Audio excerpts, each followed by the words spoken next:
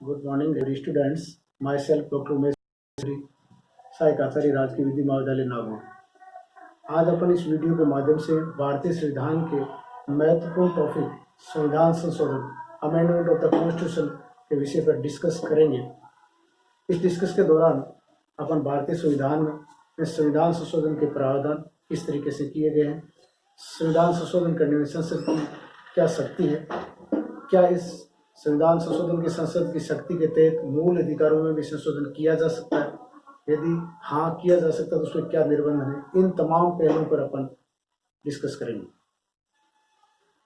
भारतीय संविधान निर्माता संघीय संविधान के क्रियान्वयन में आने वाली दिक्कतों से भली भांति परिचित थे, इसलिए अपने संविधान को पूर्ण रूप से अनमनीय संविधान नहीं बनाकर अपितु संविधान संशोधन के प्रावधान भी रखे गए।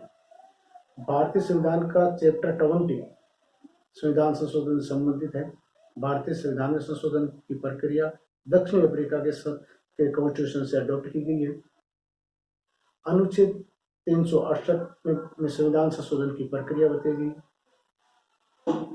भारतीय संविधान में जो संविधान संशोधन की प्रक्रिया बताई गई उसके तहत 3 प्रकार से संविधान संशोधन किए जा सकते हैं।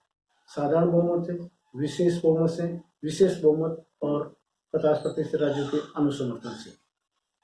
भारतीय संविधान में जो संविधान संशोधन की प्रक्रिया बताएगी वो कभी भी विवाद, इस विषय पर कभी भी विवाद या डाउट नहीं रहा। मतभेद का विषय क्या, जो संसद की संविधान संशोधन की शक्ति है उसके तहत क्या संविधान में संशोधन की शक्ति तहत मूल अधिकारों में भी क्या संशोधन किया जा सकता है, इस विषय पर महत्वपूर्ण है।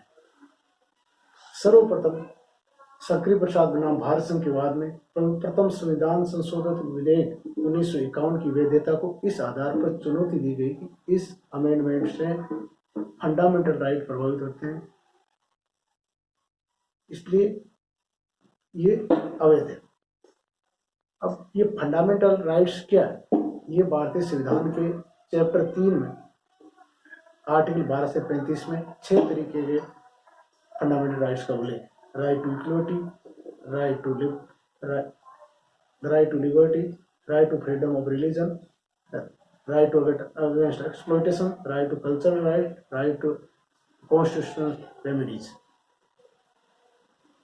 आर्टिकल 13(2) में राज्य ये उल्लेखित किया गया, राज्य ऐसी कोई विधि नहीं बनाएगा जो मूल अधिकारों को अलग, न्यून या छीनती है और वहां तक वो शून्य होगी, प्रारंभ से ही शून्य होगी। राज्य ऐसी कोई विधि नहीं बनाएगी जो मूल अधिकारों को छीनती है, न्यून करती है, उनके असंगत है, और ऐसी विधि शून्य होगी। इस आधार पर शंकरी प्रसाद के वाद में प्रथम संविधान संशोधन विधेयक, प्रथम संविधान संशोधन अधिनियम 1951 की वैधता को चुनौती दी गई। इस वाद में न्यायालय के निर्णय में एक मत से इस चुनौती को खारिज किया गया, और जो आर्टिकल 13(2) में जो विधि की बात है वो सामान्य विधियों पर लागू होती है, न कि उसमें संविधान संशोधन विधि सम्मिलित, अर्थात संसद को संविधान संशोधन की शक्ति के तहत मूल अधिकारों में, फंडामेंटल राइट्स में भी अमेंडमेंट करने की शक्ति प्राप्त है। इसके पश्चात सज्जन सिंह बनाम राजस्थान राज्य के बाद में उन्होंने 17वें संविधान संशोधन अधिनियम की वैधता को चुनौती दी कि ये फंडामेंटल राइट को प्रभावित करते हैं। इस वाद के डिसीजन में भी न्यायालय ने शंकरी प्रसाद बनाम भारत संघ के वाद का अनुसमर्थन किया।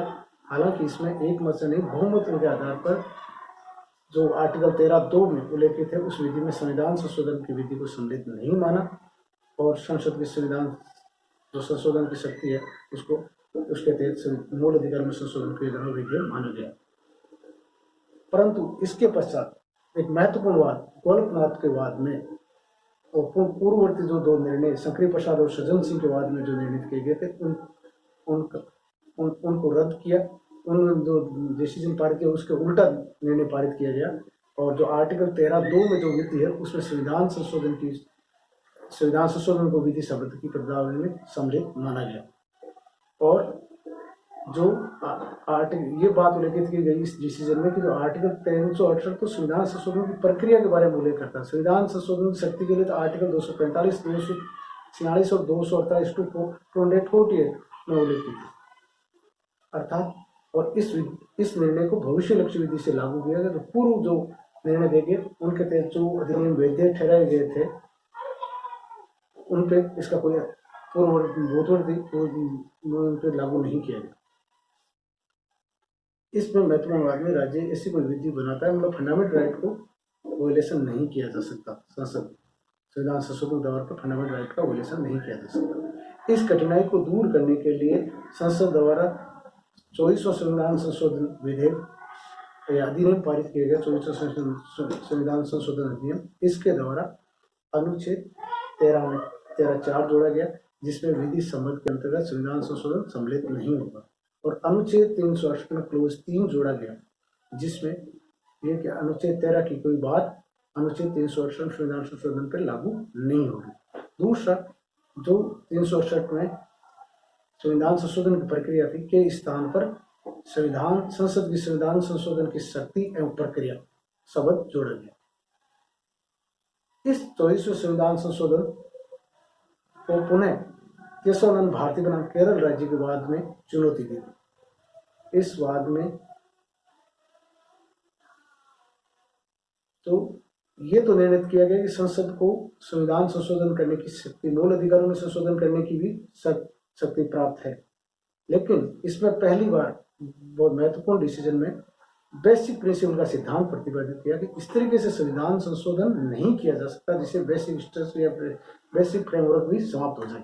अब ये बेसिक स्ट्रक्चर क्या है, ये कहीं परिभाषित नहीं किया गया, लेकिन संविधान की सर्वोच्चता, संविधान की धर्मनिरपेक्ष राज्य की धर्मनिरपेक्ष राज्य, गणतंत्र राज्य, शक्तियों का विभाजन, ये बेसिक स्ट्रक्चर माने गए हैं विभिन्न निर्णयों में पारित निर्णयों के द्वारा। इस चीज को पुनः दूर करने के लिए 42वें संविधान संशोधन के द्वारा आर्टिकल 368 में क्लोज 4 और 5 जोड़े गए। इसके तहत आर्टिकल 4 के द्वारा जो संविधान संशोधन की शक्ति की वैधता जांचने में न्यायालय की अधिकारिता से परे कर दिया। और आर्टिकल 13(5) में संविधान 368 में क्लोज 5 जोड़े गए, जिसके तहत संसद को संविधान संशोधन करने की असीमित शक्ति प्रदान की गई। इसको पुनः मिनर्वा मिल्स के बाद में चुनौती दी गई, जिसमें आर्टिकल 368 में जो क्लोज 4 और 5 जोड़े गए उनको अनकॉन्स्टिट्यूशनल घोषित किया गया। और संसद की संविधान संशोधन की शक्ति के मूल अधिकारों में संशोधन तो किया जा सकता है, लेकिन इस तरीके से नहीं, बेसिक स्ट्रक्चर ही समाप्त हो जाएगा। उल्लेख करते हुए बेसिक स्ट्रक्चर में एक जुडिशियल व्यू शब्द भी जोड़ा गया जो बेसिक स्ट्रक्चर माना गया। और आर्टिकल 368 के क्लोज 4 और 5 इस न्यायिक पूर्व शक्ति को जो समाप्त करते हैं, बेसिक स्ट्रक्चर को समाप्त करते हैं, उनको अनकॉन्स्टिट्यूशनल घोषित किया गया। लेकिन संसद संविधान संशोधन करने की शक्ति के तहत मूल अधिकार में संशोधन किया जाने को भी वैध माना गया। निष्कर्ष के रूप में ये कहा जा सकता है कि संसद को संविधान संशोधन करने की शक्ति के तहत मूल अधिकारों में भी संशोधन करने की शक्ति प्राप्त है, और वो आर्टिकल 13(2) की विधि शब्द में सम्मिलित नहीं है। लेकिन इस तरीके से संविधान संशोधन नहीं किया जा सके जिससे बेसिक स्ट्रक्चर ही समाप्त हो जाता है। क्योंकि जो केशवानंद भारती के बाद में जो बेसिक स्ट्रक्चर वाला प्रिंसिपल सिद्धांत पारित किया गया वो महत्वपूर्ण है। संविधान संशोधन की संसद की शक्ति और मूल अधिकारों जो आपस में मूल अधिकारों को जो समाप्त नहीं किया जा सकता, जो आपस में उसमें बेसिक स्ट्रक्चर की थोड़ी मानी गई।